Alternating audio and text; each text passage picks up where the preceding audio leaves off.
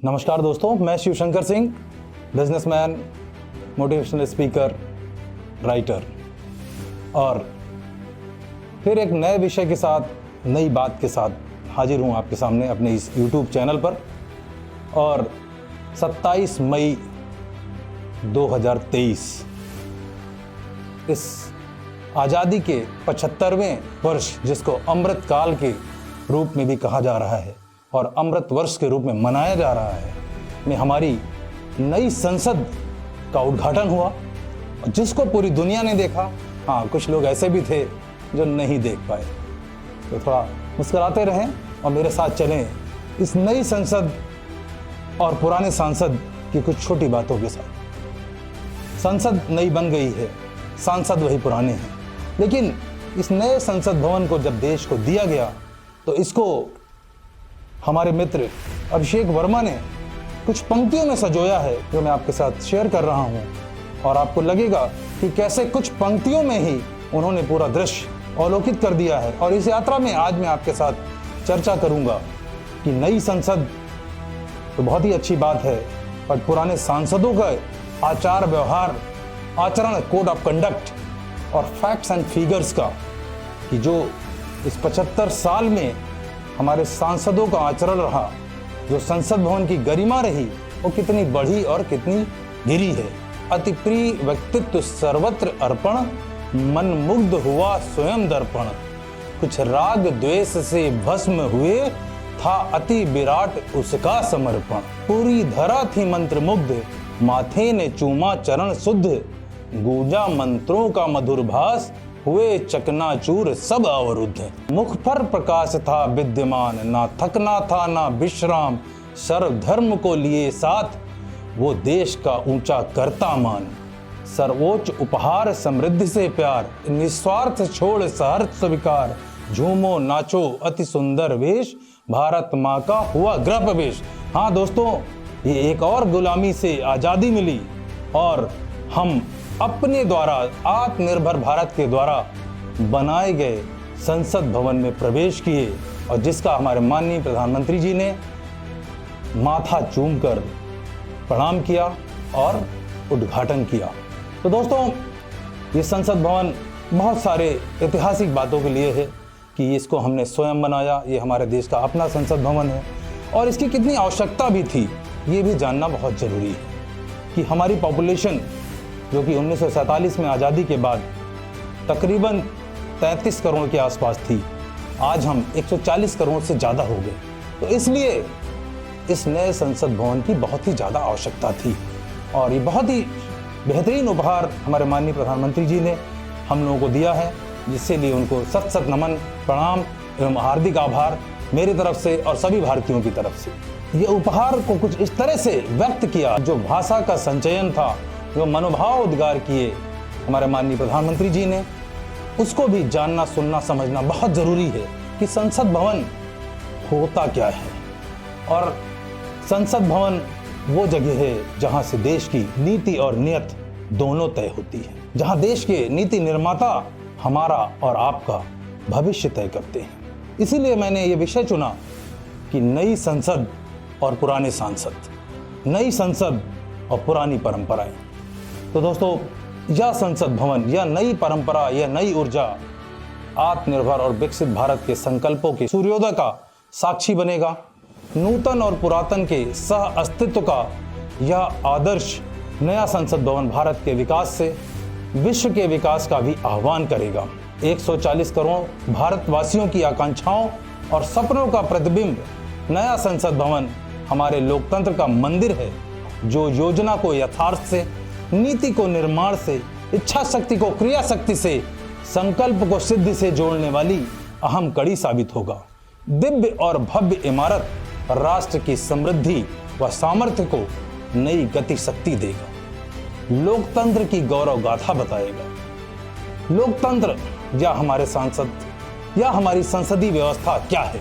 लोकतंत्र हमारे लिए एक व्यवस्था नहीं, एक संस्कार, विचार और परंपरा है।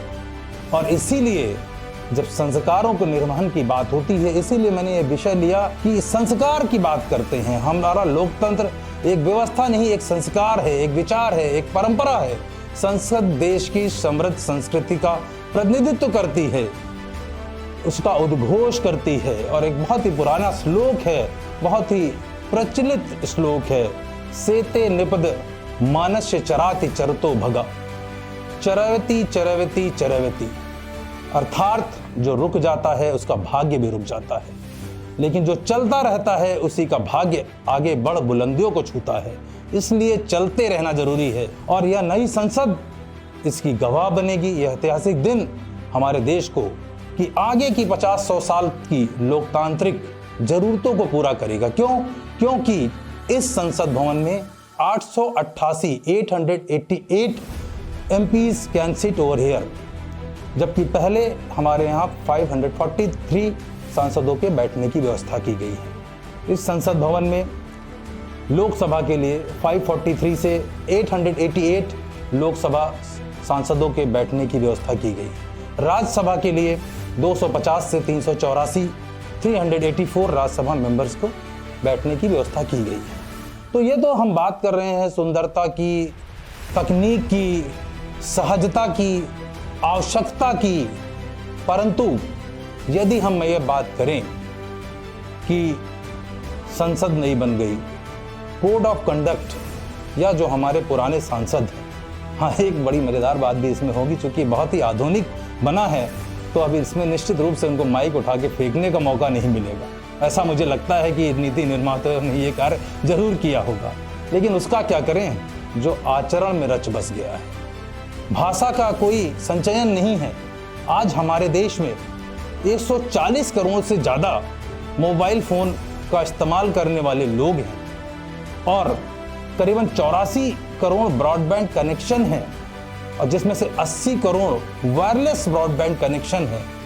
और हमारे काफ़ी सारे member of parliament, senior members, पहले के मंत्री, तमाम उच्च स्तरीय लोग ऐसी भाषा का प्रयोग करते हैं जो बिल्कुल भी देश के गौरव से मेल नहीं खाती, बिल्कुल भी ये नहीं बताती कि आप देश को चलाने वाले लोग हैं। और मैंने जो आंकड़ा दिया आपको इंटरनेट और मोबाइल फ़ोन का, दोस्त जैसा कि बताया, ये बहुत ही आधुनिक संसद भवन बना है। तो मैं अपनी इस वीडियो के माध्यम से ये कहना चाहता हूँ कि संसद नई है तो आचरण भी नए होने चाहिए। जो कोड ऑफ कंडक्ट अमेरिका में 1968 में लागू हुआ, विश्व के तमाम देशों में कोड ऑफ कंडक्ट लागू किया गया कि हमारा व्यवहार कैसा होना चाहिए जब हम एक लोकतंत्र को रिप्रेजेंट कर रहे हैं, जब हम देश के किसी हिस्से को रिप्रेजेंट कर रहे हैं, जब हमारी मेंबर ऑफ पार्लियामेंट होने के नाते ये जिम्मेदारी है कि हम जनहित में, देश हित में कार्य करें। और हम वहीं पर जो प्रतिशत लाते हैं, आपको बता दूं मैं कि हमारे देश में राज्यसभा में 2005 से 14 सूत्री कोड ऑफ कंडक्ट लागू है, लोकसभा में आज तक अवेटेड है। मैं उम्मीद करता हूं कि इस नई संसद में यह भी नई परंपरा जल्दी ही हमारे माननीय प्रधानमंत्री मोदी जी के द्वारा लागू की जाएगी कि संसद भवन में कोड ऑफ कंडक्ट, बेहतर कोड ऑफ कंडक्ट का पालन करें। और आज हम जब जनसंख्या में नंबर 1 हो गए हैं, हम विश्व की नंबर 1 इकोनॉमी की बात कर रहे हैं, दुनिया के सबसे बड़े लोकतांत्रिक हॉल नए संसद भवन में बैठने की बात कर रहे हैं, तो हमारा आचरण निश्चित रूप से बहुत ही शुद्ध, व्यवहारिक, तकनीकी रूप से सक्षम होना चाहिए। तो मैं बता रहा था कि यह संसद भवन इतना तकनीकी रूप से सक्षम है कि जो फाइल, जो जानकारी, जो सूचनाएं किसी भी सांसद को चाहिए वो उसकी ही टेबल पे मिलेगा। यदि आज इतना सक्षम हो गया है तो मेरे प्यारे, मेरे सम्मानित माननीय सांसद गणों से मैं निवेदन करता हूं कि अपनी आचरण की शुद्धता का ध्यान रखें, क्योंकि वो लाइव टेलीकास्ट होता है और 101 मिनट से भी कम समय में 140 करोड़ लोगों तक पहुंच जाता है। और आपका 1 मिनट, आधे मिनट का वो अशुद्ध आचरण देश की लोकतांत्रिक मर्यादाओं का के साथ खिलवाड़ कर देता है। और कहीं ना कहीं हमें लगता है कि जो लोग वहाँ नियति बनाने गए हैं वो कहीं ना कहीं हम जैसे आम भारतीयों की नियति से खेल रहे हैं। भाग्य, नियति मतलब भाग्य, क्योंकि आपका कार्य है हमारा भाग्य बनाना, ना कि अशुद्ध आचरण से देश और दुनिया में हमें अपमानित करना और अपनी जेबें भरना, अपने आप को विकसित करना, क्योंकि ये देश के विकास का मामला है। एक और सरप्राइजिंग बात बता दूं, इतना कुछ विकास हुआ, नई संसद भवन बन गई, क्या क्या गिर गया, आपको बहुत जानकर आश्चर्य होगा कि तमाम हमारे ऐसे लोकसभा और राज्यसभा के भी सांसद हैं जिन्होंने कभी एक भी अटेंडेंस नहीं दी, कभी एक भी प्रश्न नहीं पूछा।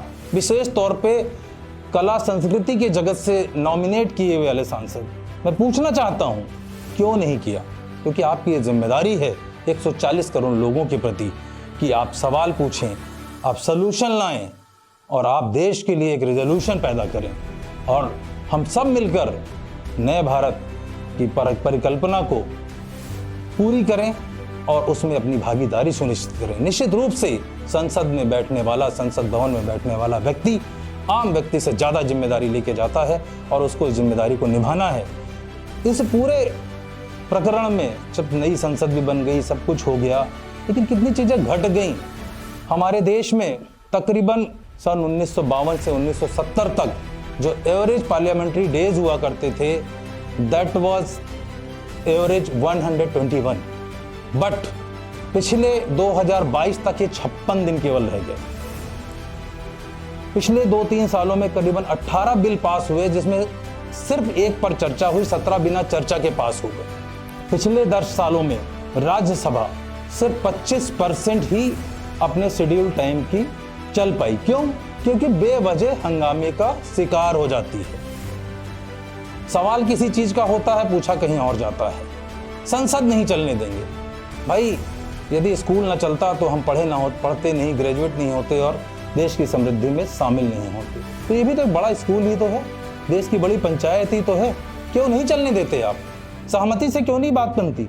543 लोग एक नहीं हो सकते, हम देश को कैसे एक करेंगे? ये गंभीर बात है। नया संसद और पुराने सांसदों से ये मेरा निवेदन है कि देश की परंपराओं, मर्यादाओं को आगे ले चलें और वर्किंग डेज को बढ़ाएं, वर्किंग डेज निर्धारित करें, जिससे कि हम देश के जो भी निर्णय हमारा शीर्ष नेतृत्व ले रहा है, जो भी हमारी जनता चाहती है, बढ़ती हुई आबादी के लिए हमें जो संसाधन जुटाने हैं वो संसाधन पूरे हों और हम दुनिया को भी पूरे कर पाएं। दुनिया के लिए भी एक भारत एक हैपनिंग डेस्टिनेशन बने, मैन्युफैक्चरिंग में भी, खाद्य उत्पादन में भी, तकनीक में भी, सर्विसेज में भी। तो उसके लिए जैसे सब कुछ बदलना है, चरोती बदलना ही सब कुछ है, आगे बढ़ना ही सब कुछ है, तो आचार विचार व्यवहार में भी हमें सुधार लाने की ज़रूरत है।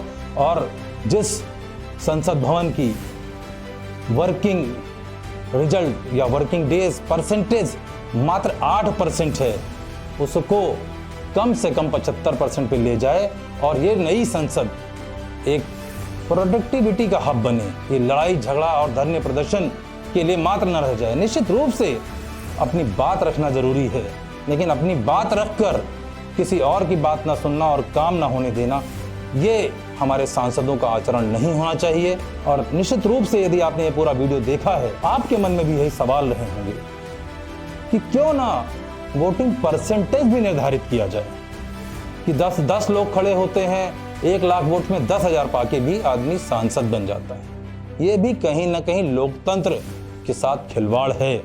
और नई संसद से जैसे हमारे पासिंग मार्क्स 33% होते हैं, वैसे ही वोटिंग मार्क्स भी होने चाहिए। ये मैं सवाल आपके साथ छोड़ के जा रहा हूँ। आपको ठीक लगे तो आप इसको यूट्यूब पर, फेसबुक पर, ट्विटर पर, इंस्टाग्राम पर जरूर डालिए कि इस देश में नेता बनने के लिए, सांसद बनने के लिए वोटिंग परसेंटेज क्यों नहीं होना चाहिए। एक मिनिमम पढ़ाई लिखाई की डिग्री होनी चाहिए, मिनिमम परसेंटेज ऑफ वोट पाना चाहिए जीतने के लिए। तो thank you so much.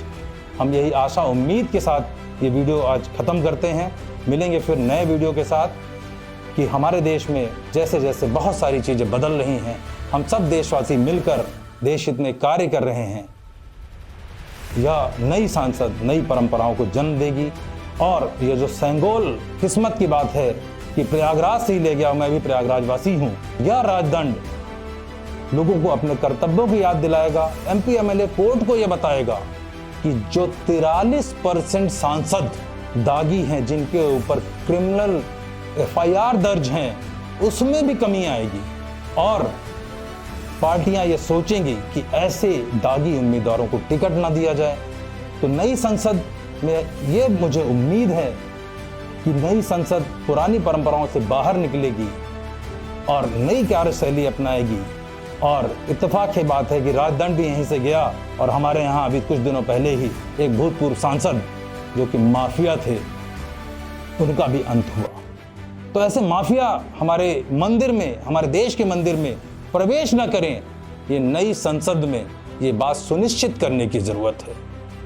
Criminal record 43%, आप समझिए कितना बड़ा डेटा है ये, कि 543 में से तकरीबन 250 लोग ऐसे हैं जिनके ऊपर कोई ना कोई आपराधिक मुकदमा है। वो अपना मुकदमा हल करेंगे कि हमारे देश के बारे में सोचेंगे, ये गौर करने की बात है। तो नई संसद और पुराने सांसद, पुरानी परंपराएं, पुरानी विराट दिक्कतें, इनको ख़त्म करके हम आगे चलें, यही हमारी आपसे उम्मीद है। देश की उम्मीद है, संसद से उम्मीद है, देश के सभी लोगों से उम्मीद है। Thank you so much. Keep watching my videos. Like, subscribe और शेयर करना बिल्कुल नहीं।